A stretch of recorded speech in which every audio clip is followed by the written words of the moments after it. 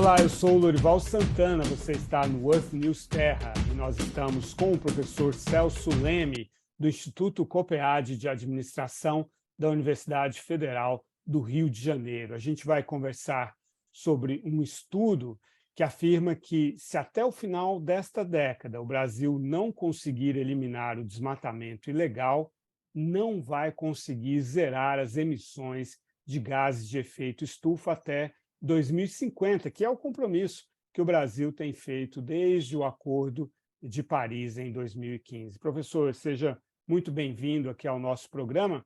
Queria que o senhor contasse para a gente como se chegou a essa conclusão. Primeiro, muito obrigado pelo convite, pela oportunidade de tratar desse assunto. E qual é a origem dele? É perceber que na discussão climática internacional, os focos regionais são diferentes. Então, quando nós olhamos, por exemplo, para a agenda europeia, ela é basicamente uma agenda de transição energética. Quando nós olhamos países como o Brasil, certamente a Indonésia e alguns outros são semelhantes, a agenda migra para outros fatores como o uso do solo. Então, por exemplo, se nós pegarmos os dados aí do final do ano passado disponíveis do SEG, qual é a estrutura brasileira de emissão de gases de efeito estufa? Grosseiramente, é como se nós disséssemos o seguinte: a emissão de resíduos responde por alguma coisa como 3,8%, 4%. Os processos industriais, algo como uns 4,5%. As fontes de energia, 17,8%, 20%, alguma coisa assim. Os processos da agropecuária, em torno de 24,8%, 25%. E onde está o grande movimento? Justamente em mudança do uso da terra e na gestão de florestas, algo como 49%. Então, a primeira coisa importante, e que é uma boa e uma má notícia ao mesmo tempo, é que sim, se nós pudermos zerar o desmatamento na região amazônica, isso equivaleria praticamente já a cumprir as nossas metas de 2030. Por que é uma boa notícia e uma notícia ruim ao mesmo tempo? Porque saber exatamente onde está o foco e mobilizar os recursos para isso é alguma coisa positiva para uma agenda climática. Do outro lado, as dificuldades que estão no meio do caminho para reordenar esse processo são muito grandes. Então, se você olhar, por exemplo, o que saiu nos jornais dessa semana, notícias ou observações do tipo: o Brasil tem em torno de 234, 235 determinações legais sobre mudanças climáticas. Se envolve leis, decretos, normas, portarias. Bom, mas onde está a dificuldade? E aí, talvez a gente possa começar a pensar no seguinte: primeiro, a dificuldade na agenda climática não é só brasileira. Todos nós acompanhamos as COPs e temos visto que os acordos climáticos feitos acabam não sendo cumpridos, em grande parte. Onde está o principal entrave? É um entrave econômico. É uma escolha de perdedores e ganhadores que se agravou com essa questão da guerra na Ucrânia. Então, todos nós vimos que a guerra e as suas consequências, por exemplo, flexibilizaram o olhar europeu sobre energia fóssil e sobre energia nuclear.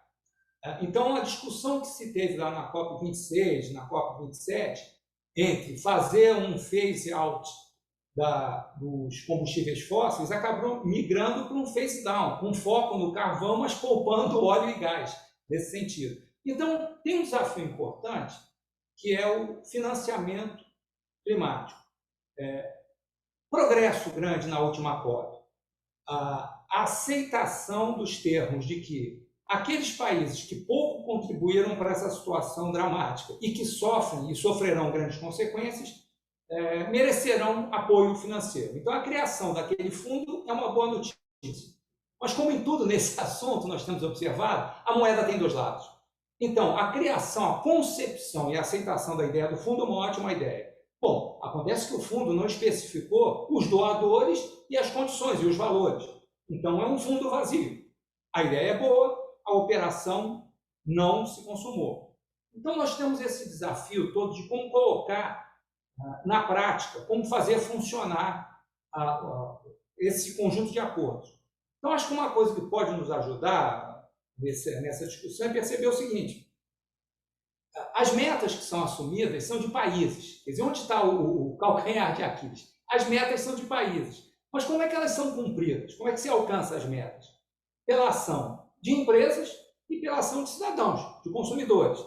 Então, primeiro desafio, agora vamos pensar no caso brasileiro, especificamente, que foi o ponto que você levantou. O que nós vamos precisar?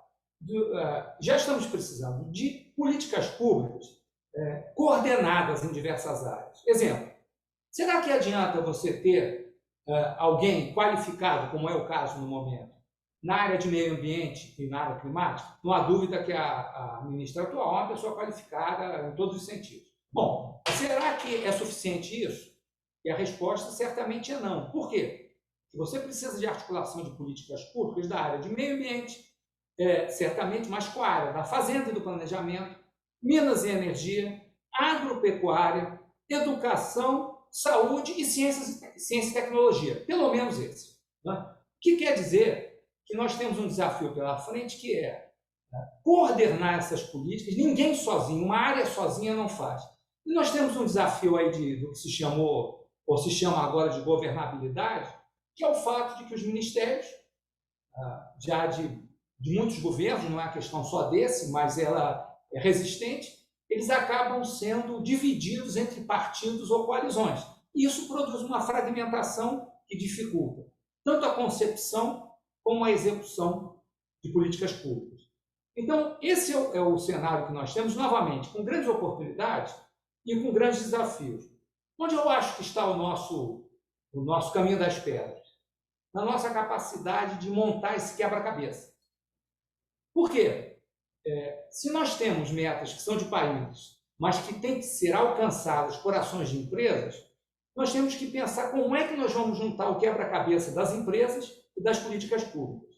Então, caminhos possíveis, né, que acho que estão em cima da mesa para a discussão. Primeiro, é claro que as grandes empresas têm, vamos dizer, um progresso ou uma posição muito mais firme nisso. Mas o que são as grandes empresas no Brasil? O que é o Brasil em termos empresariais?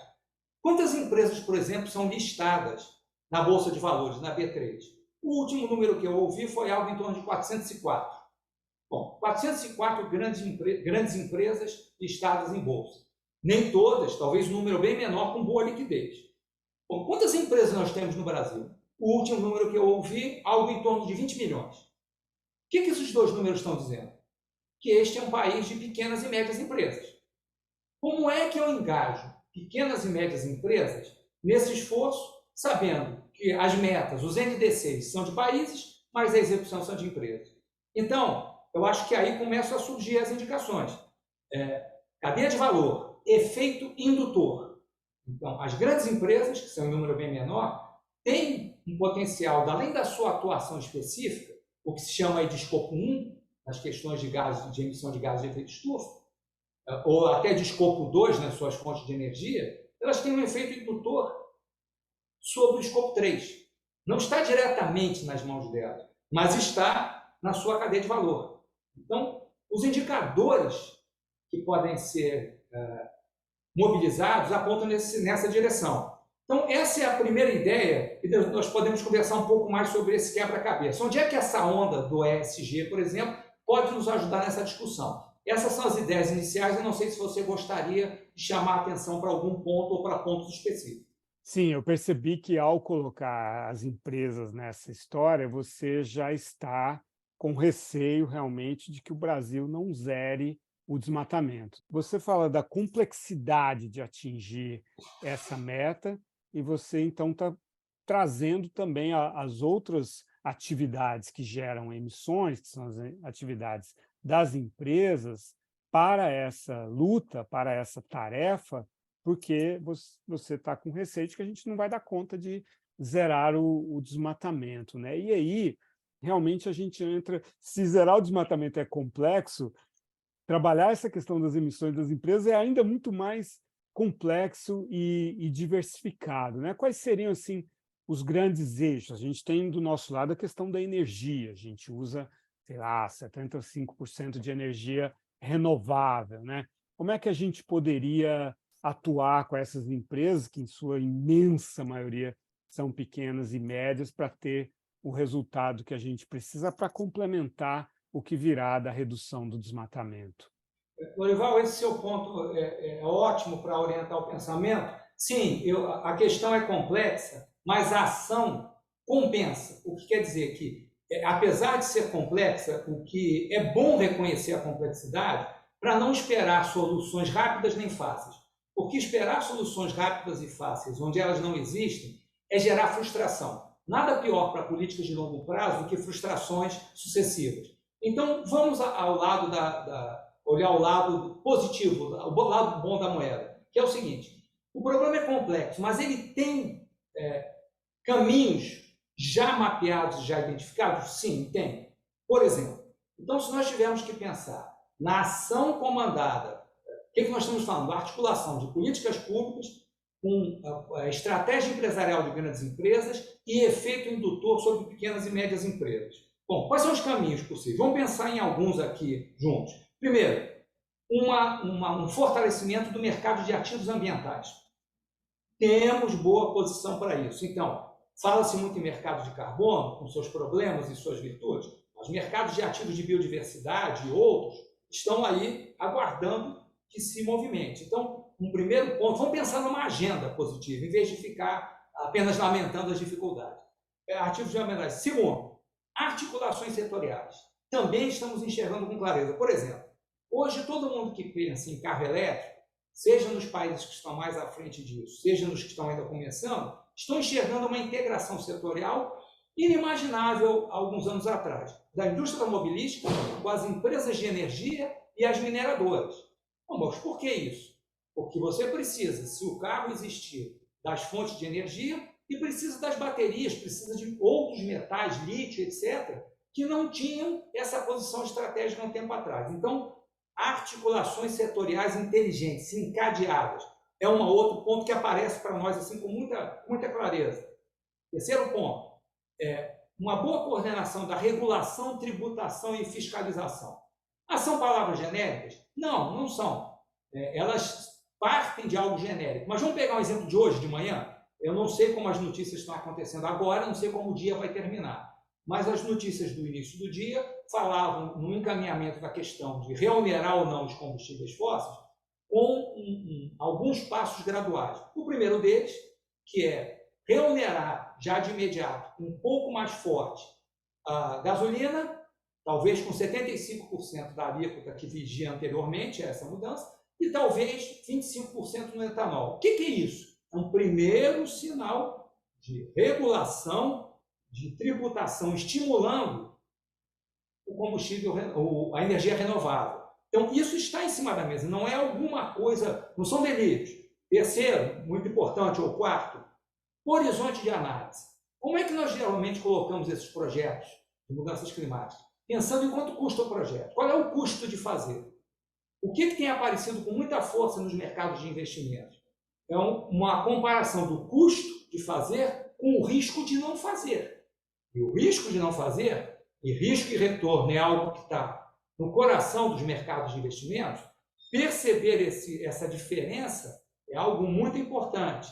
Mais um passo, um foco no consumidor e no portfólio de produtos. Exemplo, à medida que se caminha em produtos que são mais adequados em termos das mudanças climáticas, nós podemos avançar, e temos boas condições para isso, em certificação e rotulagem. Ou seja, como é que o consumidor se engaja no processo se ele não enxergar como é que as escolhas dele podem ajudar nisso aí? Então, certificação e rotulagem é alguma coisa que o Brasil está maduro, que a experiência internacional está madura. Então, veja um último, assim, nos dois últimos, pensar o seguinte: Green Finance, finanças verdes. Algo que evoluiu, começamos com Green Bonds há muitos anos atrás, lá para 2014. Mais recentemente, se concentrou o esforço nesse Sustainability Linked Bonds. E por aí vai. Então, essa indústria do financiamento verde, com todas as dificuldades, é alguma coisa que já está identificada e pode avançar. Talvez a gente pudesse terminar essa agenda só para ver que claramente ela está em cima da mesa. Não temos que pensar para daqui a 30 anos. Não, temos que avançar nessas coisas. São o avanço nas coalizões. Então, por exemplo, você pega uma coalizão, as coalizões são acordos multissetoriais. Então, por exemplo, a coalizão Brasil, Clima, Florestas e Agricultura é uma iniciativa extraordinária. Outras coalizões desse tipo podem trabalhar. Então, eu desculpe ter demorado um pouco na resposta, mas foi só para olhar o seguinte: há uma agenda colocada sobre a mesa sobre a qual se pode trabalhar com realismo. Né? É alguma coisa que não fique nem na repetição do que já se fez, nem na utopia do impossível de fazer. E foi isso que eu apreciei demais na nossa conversa, Celso, porque você trouxe um olhar muito realista, né? De um lado, a gente começou numa nota que poderia ser considerada pessimista, mas na verdade é realista, quer dizer, você zerar o desmatamento é algo que a gente pode não conseguir alcançar. Então, já nos precavendo com essa possibilidade, vamos olhar para o que mais precisa ser feito, que é a outra, mais da metade das nossas emissões, nós não podemos ficar parados, até porque a questão climática não vai terminar em 2030 e nem em 2050. Esse é um desafio que nós teremos para sempre, para a gente habitar esse planeta aqui, né? Então, nós vamos ter, depois que a gente zerar o desmatamento, espero que a gente faça isso algum dia, que não significa não desmatar nada, mas significa zerar em termos líquidos, né? Você desmata, mas você regenera, você restaura a floresta e você fica no 0 a 0. Depois disso, a gente vai ter que mexer na nossa produção, como a Europa, e Estados Unidos e China estão fazendo, né? A nossa audiência aqui é familiarizada com os termos que você usou, mas eu vou só explicar rapidamente para quem não se lembra. Quando você falou do mercado de carbono e do mercado de biodiversidade, existem muitas empresas que estão com projetos, né, em que elas conseguem provar, medir, né, a captura do carbono, a absorção do carbono e vender isso como um título como um crédito para empresas, muitas vezes fora do Brasil, que neste momento ainda estão numa transição. Nisso que você está discutindo, né, de como mudar a sua forma de produção, o seu consumo de energia, suas emissões, compra esse crédito e fala, não, aqui eu continuo estourando minha meta, mas lá na Amazônia, lá no Cerrado, no Mato Grosso do Brasil, eu estou pagando para ter ali, para manter uma floresta. E a biodiversidade, que é algo ainda mais complexo, né? Você considerar não só a captura do carbono, mas também a preservação da natureza, a conservação de espécies, né? E porque isso também faz parte do equilíbrio climático, né? Essa biodiversidade, a cadeia alimentar, todo o equilíbrio natural, né, de cada espécie participa disso, tanto de plantas quanto de animais. Por isso, eu acho que a nossa conversa foi extremamente produtiva. A gente tem uma agenda aí para o Brasil, que não é só para o governo, é para as empresas, é para os consumidores, é para todos os cidadãos e para pesquisadores como você, Celso. Muito obrigado por essa conversa. Eu agradeço e quero destacar o papel fundamental de profissionais como vocês. É através da informação que as decisões se qualificam. Então, quem está trazendo informação está acendendo a luz para a sociedade. Muito obrigado pela oportunidade de participar. Obrigado, um abraço. Um abraço.